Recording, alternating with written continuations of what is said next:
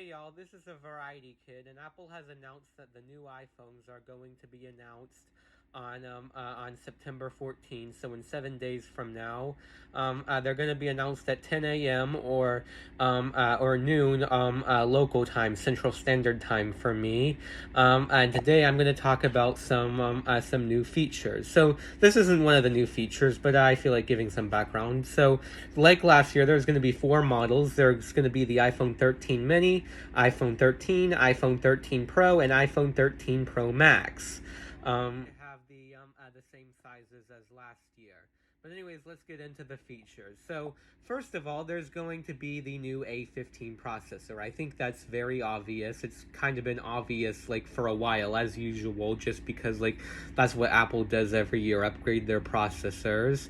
There's no word on its like clock speed or cores, or if it's going to be more power efficient than last year, or energy efficient than last year.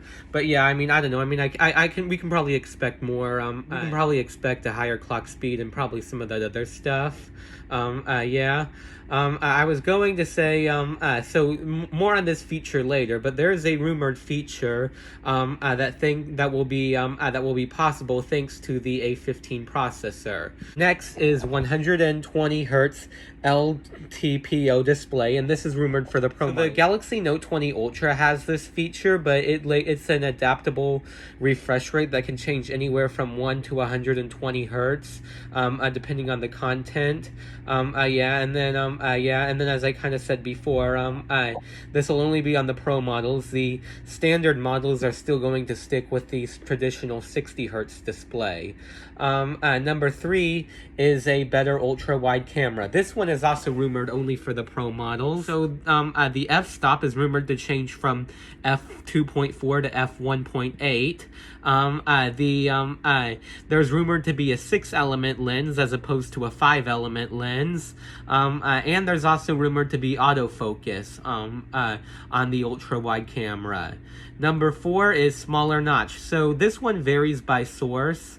But I don't know. I mean, I saw one source that said it's going to be 25% smaller, or like many sources don't specify it, but yeah, it's going to be about 25% smaller, probably according to one source. To apparently decrease significantly in height, it's mostly going to be in width, which will be nice as you'll be able to see more stuff in the status bar. And this is rumored for all models. Number 5 is sensor shift image stabilization. So this was previously on the iPhone 12 Pro Max, but not on any of the other models last year, whereas this is rumored to come to all of the models. Number 6 is an f1.5 aperture on the main camera, and this is only rumored for the iPhone 13 Pro Max. The other ones are going to have an f1.6 aperture. So this will lead to better low light photos. I was going to say the iPhone 12 Pro Max actually did have better low light photos than the other ones, or like it apparently processed low light photos better due to its larger pixel size of 1.7 microns as opposed to 1.4 microns. I don't know there's no rumors about what the micron size will be, or not significantly many, or which models it will increase on, if it increases on any. Number 7 is bigger batteries. So okay, so normally I don't know, or because these are so specific, I normally don't like to put in exact numbers, but these have been rumored several times. It's rumored to be 2,406 for the iPhone 13 mini, 3,095 milliamps for the iPhone 13 and 13 Pro, and 4,352 milliamps for the iPhone 13 Pro Max. So they're going to be a few hundred milliamps larger than their respective predecessors.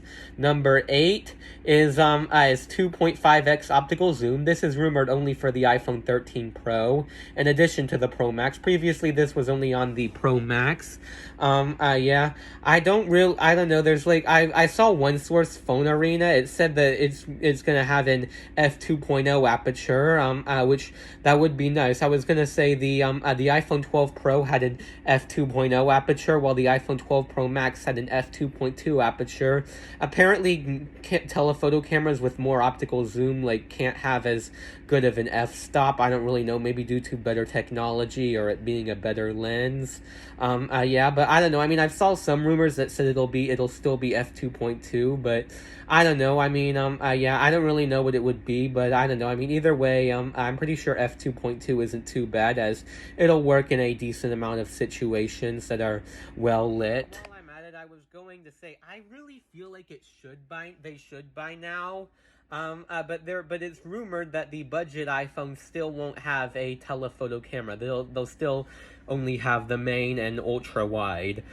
Number 9 is ProRes video. This is only rumored for the Pro models. So basically, last year with the 12 Pro and 12 Pro Max, they had this thing called ProRAW. Only for photos, but this is going to be for photos and videos, and it's also going to be an upgrade because because it's because it apparently allows the same quality as ProRAW, but however, it allows it with a smaller file size. It'll still be bigger than the regular image size, but it will be smaller compared to ProRAW. Number 10 is portrait mode video. This one is actually rumored for them all. I don't know. It just seems like, I don't know. I mean, it seems like it would only be rumored for the 13 Pro series. This seems like a really good feature. But actually, I mentioned about the A15 processor, and I saw one source that said, thanks to, I don't know, maybe the coprocessor or the neural engine or something like that.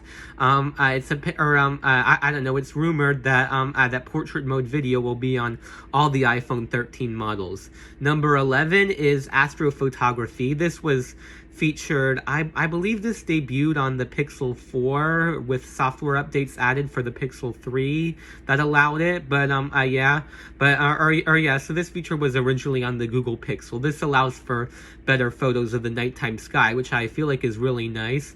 This is also rumored for all iPhone models, which seems kind of crazy.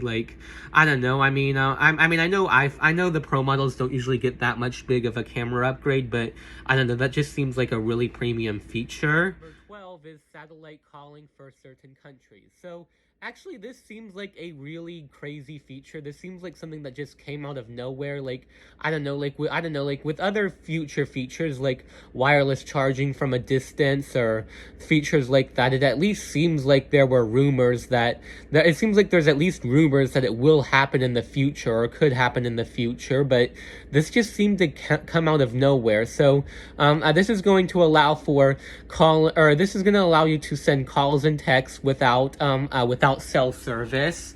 It's apparently only gonna be for I don't know, I don't know. This technology is advanced, so there's some rumors it'll only be available for emergency calls.